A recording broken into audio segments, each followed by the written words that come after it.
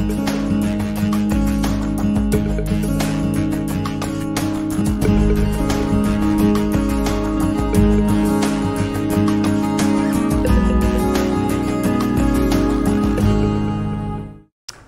I'm Nancy Johnson with Intention to Balance. I'm a wellness advocate specializing in essential oils, and welcome to Holistic Lifestyles.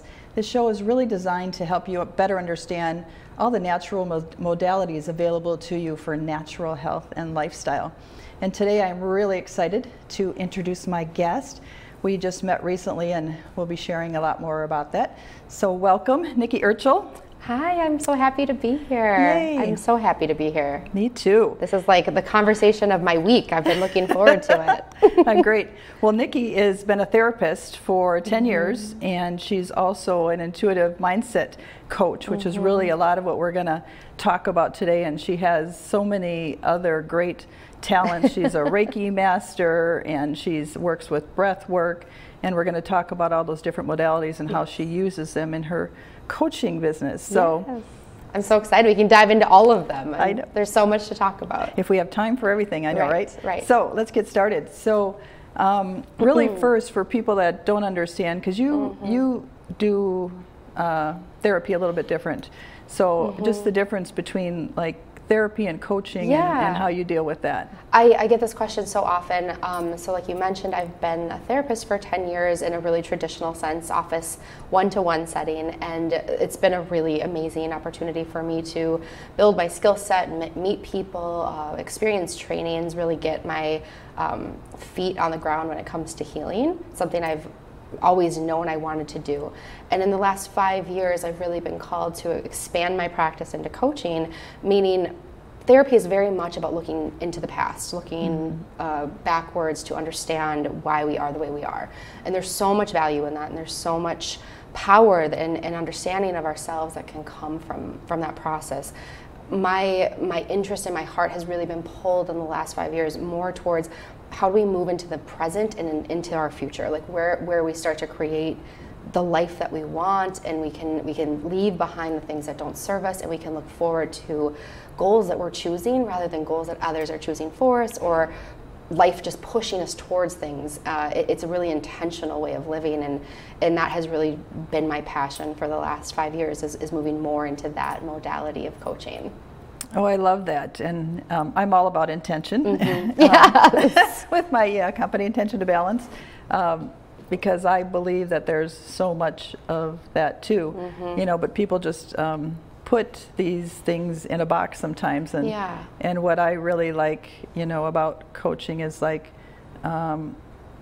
how you're handling it, like holistically, like you're helping people more mind, body, and spirit. So I know, talk about your intuitive mindset coach. So tell me more about that and like what that means and how that works. Yeah, I know that word coach we have talked about is so prolific. It really has lost any kind of real meaning, and so it does need a definition. And so when I think about how I would define the work I do with clients, intuitive meaning always leading from higher self, not from ego, not from because a book told me to, but because it's where the heart is leading, or where higher self is leading. So women especially use our intuition to make decisions a lot. It's starting to turn the dial up on how do you listen to your heart, listen to your gut, listen to your mind in one kind of beautiful wave. We've been taught to stop doing that. We've been taught to give me the evidence, give me the reasoning, give me the practicality of it. And so often that's why we find ourselves in unhappy situations, because we've gone against that wave, we've gone against our intuition, and we find ourselves out of congruency with our life's path. And so a lot of the work I do is turning the dial up for people, helping them turn the dial up for themselves on using their intuition and feeling confident in that. How do you feel okay about doing something that maybe on paper is not what you're supposed to be doing? The mindset component is very much about beliefs, that from the moment we're born to the moment we die, we are inundated with beliefs from our friends, our family, society, the politics of the day, generational, cultural, gender, racial, all of these things that come into becoming who we are. And some beliefs are really cognizant, we know about them, and some are really quiet, and yet they drive a big component of our lives. And so the mindset piece is really pulling out, what are the beliefs that are serving, what are the beliefs that were given out of maybe goodness or protection, but that are no longer serving, and how to start to be really intentional, again, with choosing beliefs that are going to help you live the life that you desire. I love that. Yeah, and the coach piece is really about accountability. Having somebody in your corner, having someone who's going to give you the tools, going to give you the roadmap, going to be there with you when the road gets a little bit hard, and is also going to push you. So I really believe that in our lives we have stretch relationships. Stretch relationships meaning people who pull us out of our now and into our future, who give us the permission to see the mirror of what we could potentially be. So that's like that is the role that I love stepping into for people. I love that. And so when you talk about turning the dial up, what does that look like, or how does that work? Oh gosh, that's a good question. So I think I'm trying to think of a good example. If I was talking to somebody about confidence, like let's get a gauge of where your confidence is and how it's impacting your life now at the current dial setting. Let's say somebody tells me a 3. I'm at a 3 right now. Let's figure out what a 3 means, first of all. What would it look like for you to be at a 5? What would change in your life? How would your relationships be different? How would you carry yourself? What opportunities would be presented to you if you were at a 5? Let's take it a step further. What about a 7? What would 7 look like? Who would you have to be a 7 on the scale of confidence? And then we start to get the real nuanced details of what their story and narrative is, allowing us then to create the unique roadmap that is their next part of journey. Well, and I know, and this makes me think, because you use other modalities like Reiki and some things, because when people think of therapy or even coaching, it's like uncomfortable. Oh, like, yeah. Oh my gosh, I'm gonna have to talk about myself, and what Yes. Are you gonna judge me, or whatever it is. And so do some of those other modalities help, and what kind of way do those help people get past some of that? Yeah, I mean, anyone who's ever worked with me, whether it was a therapy client or a coaching client or a Reiki client or meditation client, I teach meditation as well, they know my first point of entry is always let's be safe together. Let's build safety. Let's join where the safest and most welcoming place is to join. We don't jump into the pain points immediately, because what happens is our brain, our body seizes up. Nope. Right. Like, do not enter. You're not welcome here. And so really it's almost a massage of the relationship, entering it with permission and with a lot of honor that somebody lets you into that space. And from that place, it depends on how open they are. I do have clients that I'll work with who are really wanting the energy work. And they'll say, can we do more Reiki today? Or can you tell me a little bit more about what you're getting? Or I get a lot of clairsentient kind of downloads, for lack of a better word, meaning I hear messages in my body about what's happening in my client's body. So if we're in session together and I get a ping in my throat, I'll often use that as a technique to say, what aren't you saying right now? What's stopping you from telling your truth? What is the fear behind that? So a lot of times my body is really my roadmap, which is pretty cool, because I've never been wrong on it yet. So I love that. That's a real beautiful tool that I've been gifted in this life that I get to use. And I'll tell clients, especially as we get into more of a safe place together, I'm really feeling an ache in my heart. Like what's happening in your heart right now? Where are you feeling lost, lonely? Where are you feeling neglected, or what's happening in your own heart? And it always leads to a deep conversation of healing. Right. Yeah. And, me included, a lot of us have problems being vulnerable. Absolutely. And so, that's what I want to help people understand, that too, when you work with a coach, it's a safe place. It is. It's like, but that whole allowing to it, it's like when I had cranial sacral done, I had to allow her to it's permission. Help me. So that's really fun. People come trepidatiously often. So I had a new client reach out to me on Instagram, and she's like, I've never done this before. I don't even know what I'm coming to you for. Is that okay? And she's like, I'm really nervous. And I left her a voice note, and I always lead with reassuring, because it is so scary to let a stranger into your intimate fears, thoughts, hopes, and dreams. Right. And once the fear has been cracked and you let somebody see you guts open, raw, that person gets to hold you up to heal and reveal and then move forward. Wow. Yeah. So do you have any topics that you probably help people with most, or just people come to you for all kinds of different things? You know, it's a good question. In the coaching world, especially in the online coaching world, they tell you to niche up real quick. Like, get a niche, help people really figure out what you help them with. And for a long time, I didn't want to do that. I wanted to welcome people into the place of healing however they came. What I've realized is that my specialty is helping people rediscover their magic, specifically women. I still work with men, but I particularly love working with women because of the generational pain that so many of us have felt deserves and needs a place to be held and healed. And I help people rediscover their magic so that they can create the life that they truly want. And that is my niche, is magic, essentially. Really kind of combining this traditional idea of what therapy can be and using the parts that fit, and then layering on top of it the mindset coaching and the energy healing. Well, and you brought up generational, which I've certainly learned more about and have taken some of those courses. And I don't think, and it would be great if you would explain that more, kind of how that works, because not everybody understands that about ourselves and our in-laws and things that we get from it's our families. It's so I mean, honestly, we could have a whole other show, Nance, about that. Like, I would love to just say a little bit. So there's the idea about generational trauma, and again, this isn't my hyper specialty, but I know enough to be dangerous and enough to really lead people towards kind of acknowledging it, is that 14 generations before us, their trauma, their fear, their experiences, their cells, their DNA, we actually inherit that. There's been scientific research on epigenetics that show, and they did experiments on rats on the fear that the mother experienced. Without even introducing the babies into the experiment, 14 generations of her children were exposed to the same fear trigger, and they all had that same fear trigger. And as humans, we have that. And so you think about the racial and the gender and the class and all of the pain that our ancestors have experienced. We hold that memory in our bodies, and we walk through the world wondering why our anxiety is so high, or wondering why we are afraid of certain things, or why we avoid certain things, or why it's scary to speak our mind. Well, because we're holding the fears of our, great times 14 grandmothers and grandfathers. And so part of the work that I do is starting to cut those ancestral ties and release people from fears that don't even belong to them.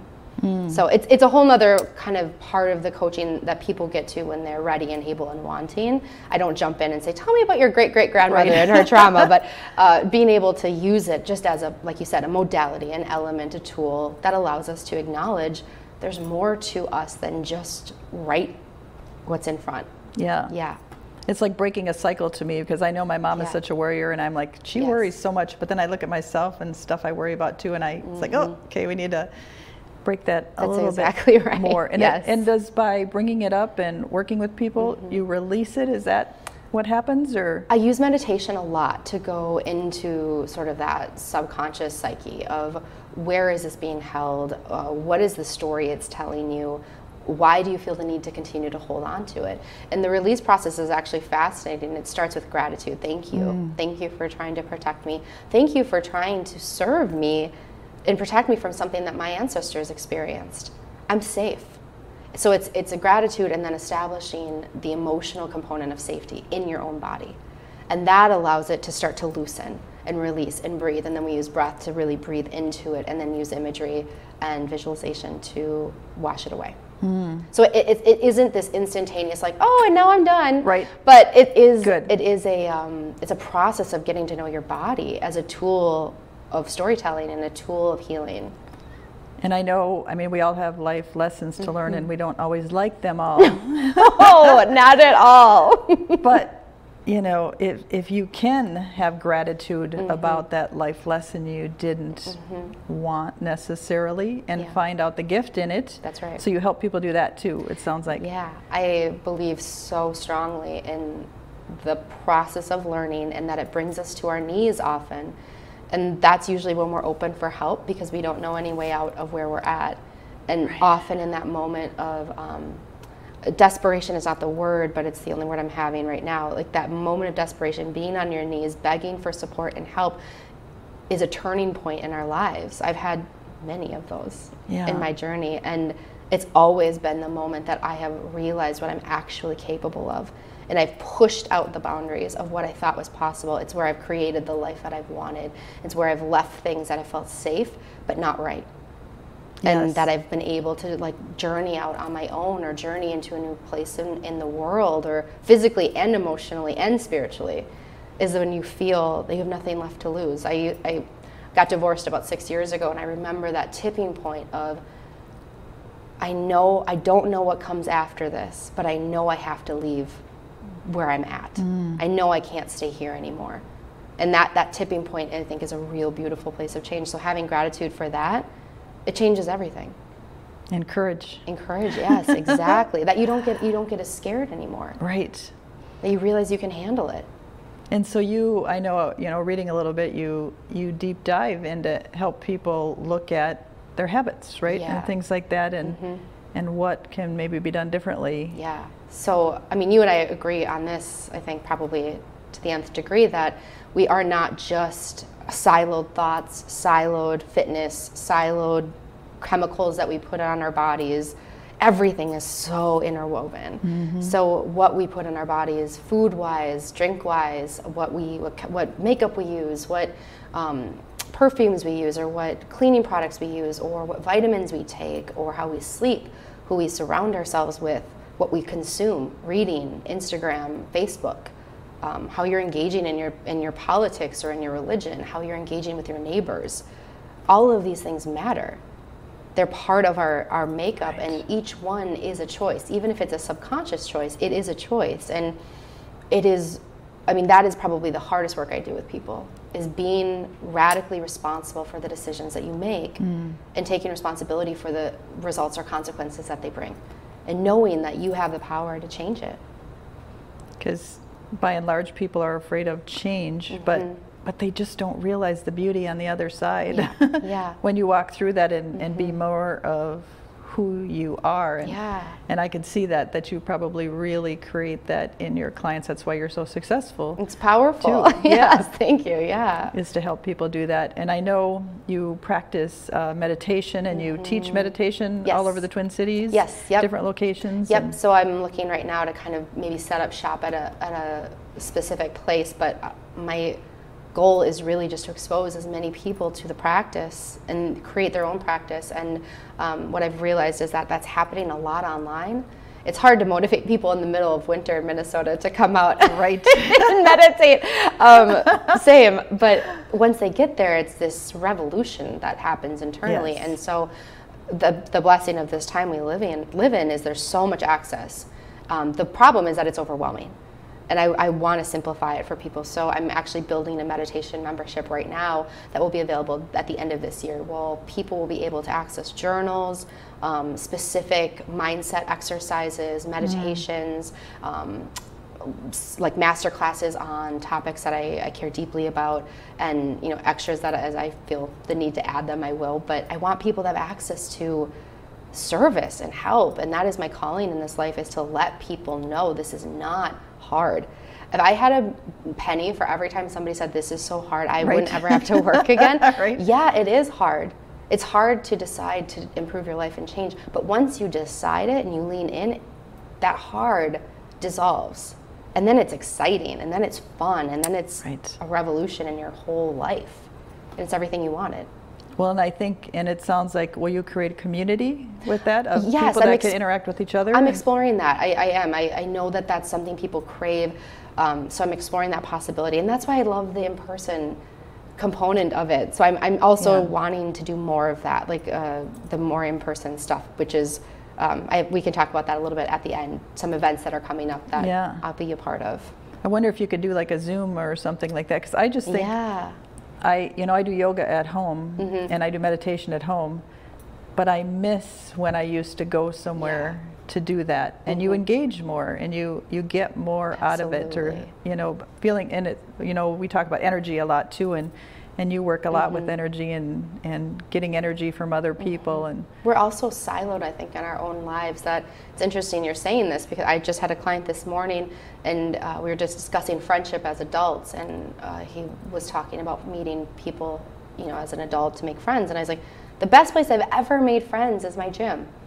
As an adult, it's the best place because you see these people every day, you have a common interest, you're curious about one another, and you just cultivate these connections very organically. And I believe that the same can be said for healing, holistic communities, meetups, networking, that there's a lot of us who just are looking to help one another. And so I love the idea of doing in-person meditation. And with Reiki, the cool thing is I can do it both virtually, bilocating, and also in person, and so it can go both ways. But I like the idea of being close to people, and them feeling the warmth and the care of somebody who's really helping them work through their stuff. And you know, talking about energy, I believe everything is energy. I know it is. I know, and I was telling you earlier before the show here that we were talking about, you know, you see some people's auras, and not everybody gets that, but it's like the more that we're open to it, the more we can all experience that. That's it's right. just what you're open to, right? It's available to everybody. I was listening to I'm part of an online mastermind class, and the woman who runs it, she said today in our class, she said, everybody's a channel. It's whether or not you're open and how open your channel is. And channeling means you're able to receive. Like, you can receive messages, you can receive ideas, you can receive divine inspiration. And that's how I see the aura reading, and that's how I see even like the clairsentient stuff I mentioned earlier, feeling things in my body, is that my whole life up until probably the last 5 years have been closed. I've been scared, I've been afraid, and through a process of a lot of learning and a lot of tumultuous moments, I've said, stop being afraid of your gifts. Stop being afraid of what you're being offered here. And it was about 4 or 5 years ago that I first just started to really see light around people, and it freaked me out. And then I started to get curious. What does this mean? How can I use this to serve my clients on a deeper level? How can I use this as a way to understand them and myself and my purpose on a deeper level? So it's really turning up the curiosity on the gifts that you are being given and shown. Right. Yeah. And I know, you know, so many people put things in a category, you know, religion, or that's against my religion. And it's like intuition, when you feel like a person you're, you know, meeting that something's not right, or you shouldn't go down a certain road, or all of that is, you know, we have that intuition, and it's just tapping into that. It's not a negative thing or a woo-woo thing. It's reality. Well, any picture you see of Jesus in a church, he has a halo around his head, and that is his energy. That is his energy crown, essentially. And we all have that energy crown that is available to us. And so, you know, anytime we run up against that fear, I'm like, this exists in almost every religion on earth, the idea of energy around us. You see angels in Renaissance paintings, or if you see any kind of stone carvings, there's energy around people, from the hieroglyphics to Roman Catholicism. And so it exists, and it's beautiful. It's not anything to fear.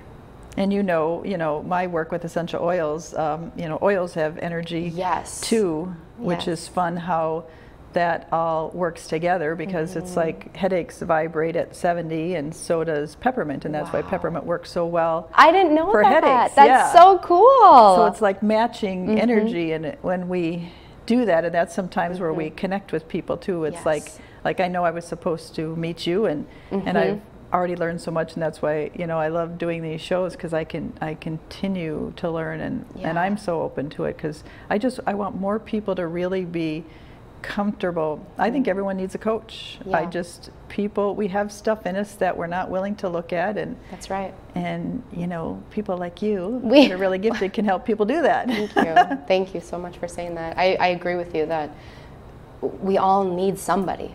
We all need somebody, whether it's a coach or a therapist or a leader of some kind that helps you really stretch open, what you're desiring. I don't think it's a coincidence that we're all just bopping around on a rock somewhere. I think we're here with purpose.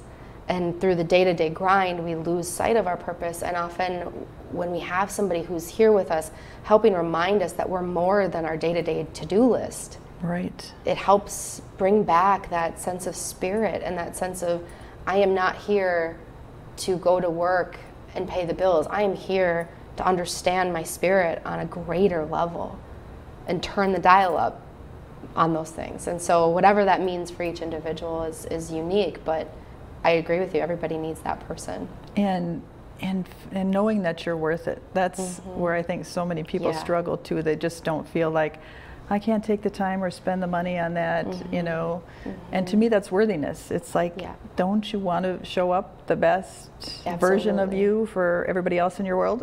Absolutely. And I just wish for every person who watches this show or who hears this on some level that they know their person, their coach, their therapist, their helper, they're out there.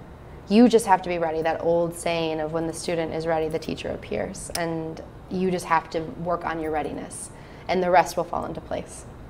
Yeah. Yeah, which is a beautiful thing to trust in. That's my favorite word. Yeah. The beautiful thing. Yes, I love that. Because, and trust is a lot of things. I mean, a lot of friends, you know, we, you know, you learn who you can trust. That's the thing I like about coaching too, is we don't all like to be vulnerable, and sometimes we don't want to tell our friends every little thing we're thinking about. That's right. Where we can trust a coach to be able to really get that out, and then maybe help us be more vulnerable with our family and friends as well. And I think that's the feedback I've gotten, and this is no disrespect to any other coach or therapist or at all, but the combination of these two has really allowed me to catapult people into healing that I don't think is offered in a lot of different ways. So a lot of times in therapy, like I mentioned, we're looking backwards, which is helpful. A lot of times in pure coaching, you're looking just at the to-dos and the goals. I get to mend and mind and meld the two of those together, which is there is emotional components that stop us all the time. Right. And so we get to say, like, what is that emotional component, like in turning up our awareness on emotional intelligence and how that helps and hurts us, and then melding that with goal setting and the spiritual component that I believe we all need more of in our lives. Yeah. Yeah. Well, we're running out short of time, but I that want went to so mention, fast. I know you're doing an event, and people can connect with you. We'll have the information on there through Instagram, but tell us about this event you're doing. Yes, so I am co-hosting an event with one of my dearest friends, Jacqueline Schakowsky, who's a doctor of chiropractic in the Twin Cities. We're going to be hosting it at Pie Method in Uptown. It is a 2.5-hour workshop where we'll be doing workouts, so she'll be leading us in a customized workout that is part HIIT, part yoga, part stretching. I will be leading a grounding meditation on releasing negative thoughts and increasing your vibration. And then we'll also be having a third component of talking about plant medicine, nutrition, and supplements at the very end. And then we'll have community and just snacks and a happy hour afterwards. And so they'll be able to connect with you in the future. So anyway, I just so appreciate you, and I thank you so much. And I know I'll want to have you back on here to talk more, because I think there's so many other subjects that you could really enlighten people on and help them. So I would love that. All right. Thank you so much. Thank you. All right.